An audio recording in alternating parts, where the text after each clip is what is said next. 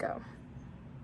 I'll be informing you guys today about the different effects on every age group from the worldwide pandemic, commonly known as COVID-19 or the coronavirus. Everyone has gone through the same pandemic, but all of our experiences have been completely different. Whether it's negative or positive effects, all of our lives were severely shifted.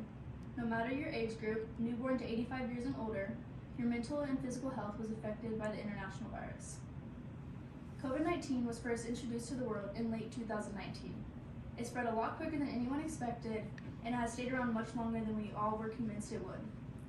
It started as one strand, and face masks were believed to treat and end the virus. Now, as we are 3 years into it, masks have done nothing at all, and it is much worse now that it has mutated multiple times, becoming stronger each time. The different ages are divided into 4 groups. The first group is 0 to 17 years of age, second being 18 to 49, making the third group be ages 50 to 85, and lastly, 85 and older. These age groups were decided by the CDC, but I made the group's wider age range. Now, let's talk about the different age groups and how they statistically stand in the pandemic. The first group, like I said, is 0 to 17 years of age. This group has a much lower fertility rate than the 85 years and older group. Inside this group, across all regions, 10 to 19-year-olds hold an average of 21% of the COVID cases. People 20 years and younger are half as likely to get the virus, along with potentially dying from it. Adults over 70 years make up 69% of the global COVID cases. Relative susceptibility to infection was 0.40 in those aged 0 to 9, compared to 0.88 in those aged 60 to 69 years, according to Davies. There are 3 different categories of coronavirus cases. There are most cases, mild cases, and fatal cases. The most cases of COVID have occurred in between the ages 18 and 29.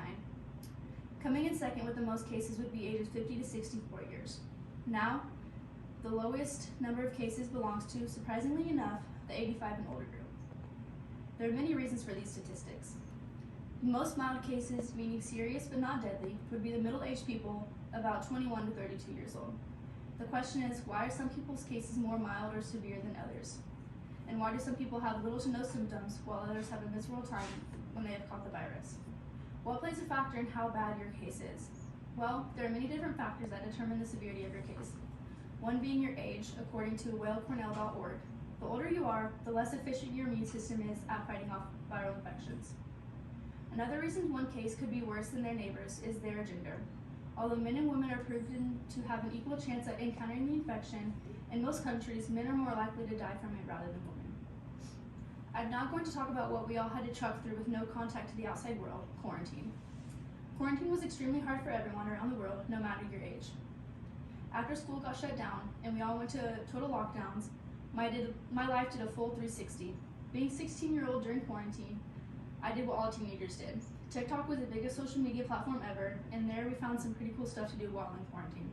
Making whipped coffee, making up dances, and of course, binge watching Tiger King.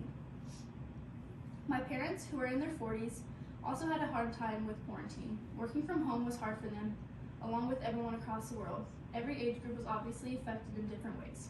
For example, my grandpa got coronavirus while having colon cancer.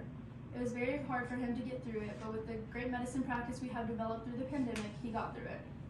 Now, if another man his age got it without leading health conditions, he would have dealt with it differently than my grandpa had to. One common mistake people make with COVID deaths is the difference between passing away from COVID and with COVID. Most people that die with COVID have already had underlying conditions far before they retracted COVID, but no one talks about them. They just say it was from COVID. Because of this, there have been many fatalities that were falsely accused of being because of COVID. In conclusion, COVID has affected many people in different ways in every age group. Thank you.